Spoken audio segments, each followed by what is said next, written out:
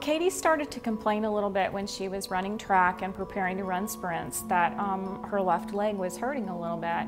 Being a former athlete, I just chalked it up to just growing pains, just too much exercise. It wasn't until she ran in her first track meet and did excellent, and it was probably about 4 o'clock in the morning. She came in early into our bedroom that following morning and was in tremendous pain.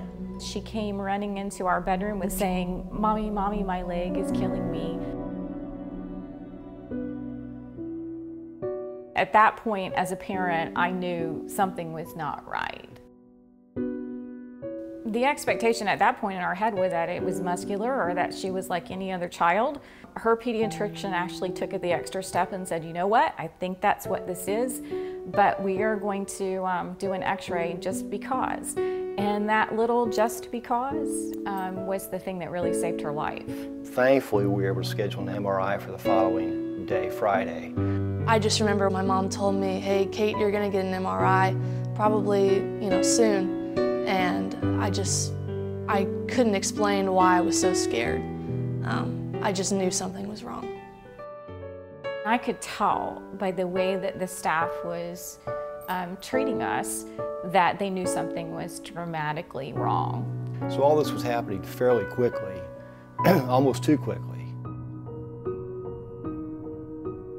I can tell you that the first time I met Katie, I was just starting out here at Arnold Palmer Hospital.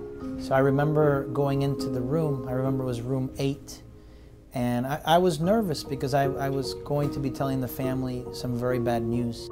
We will never forget it. It was myself, my husband, and Katie, and this wonderful man was shining her MRI pictures up on a big screen and pointing out certain things. And at one point he stopped. And I started to explain to Katie and her parents that I believed that she had osteosarcoma. So that right there, take your breath away. He was talking about our beautiful little girl and losing her leg. I mean, her legs were the thing that was everything that we cheered for in her life. They allowed her to run, they allowed her to walk, they allowed her to play lacrosse. And those two things, being told those two things were almost, as a parent, just completely more than you could possibly take in a moment's time. We all kind of sank at that moment, but gathered ourselves, and doctor said, "Here's what we're going to do. We're going to do a biopsy, and while she's under, if it's positive, we're going to embed a chemo port."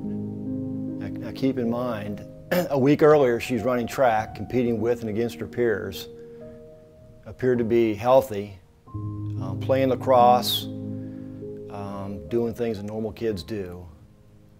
And fast forward to a week, and we're in the fight of our lives.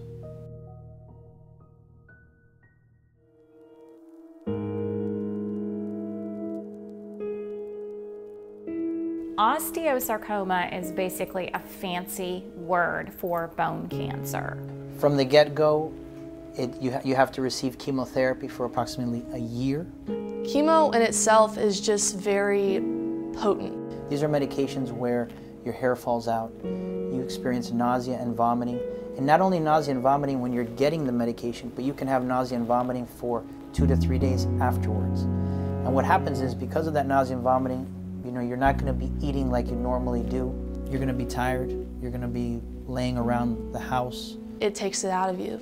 It drains you. It makes you tired. It makes you sick to the point where you don't feel like getting out of bed. You don't feel like walking around or even sitting up to watch a movie. And it can just be a lot on you mentally and physically.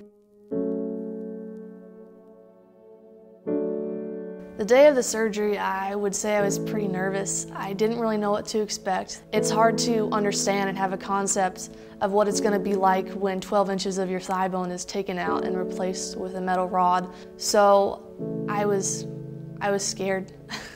I was really, really scared. She was in surgery for 7.5 hours.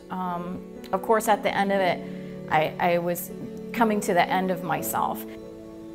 Will she lose her leg? Will she survive? Will her life be normal? How will this affect us? And when we got to go back there to see her after surgery, she was wide awake and she was smiling. And she looked at me and she said, "Look, Mommy, I can wiggle my toes." And it was the toes in her left leg. I mean, the one that had completely just been reconfigured. She was wiggling the toes on the foot in that leg. And it was just this most unbelievable glimpse of hope that I said, that's it.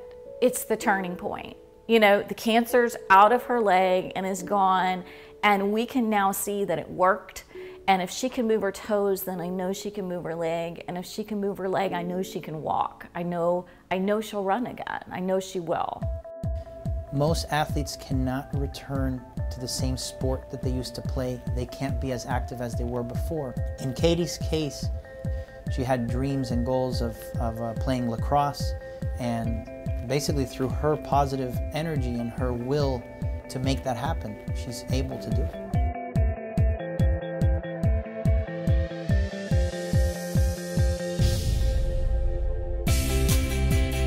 To see her run is nothing short of a miracle.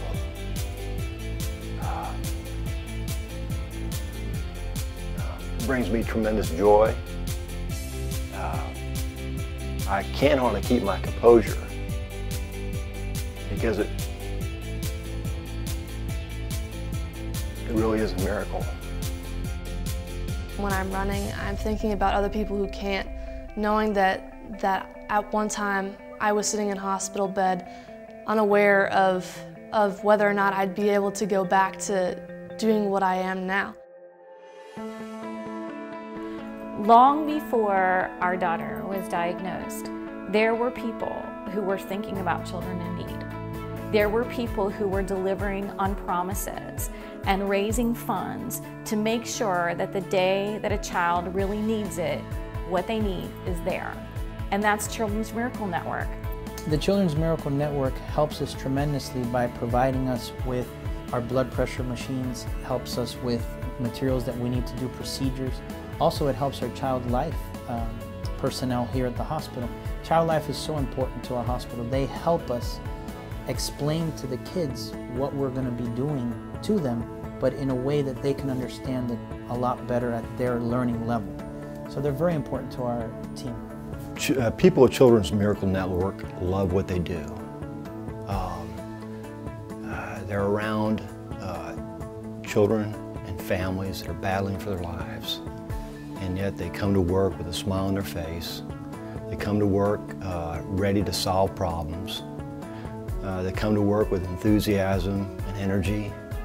No matter if you're down, they're up, they're ready to go, and it was just so refreshing. They're there to help. They're in the business of saving lives. I love them so much. They've become like a family to me.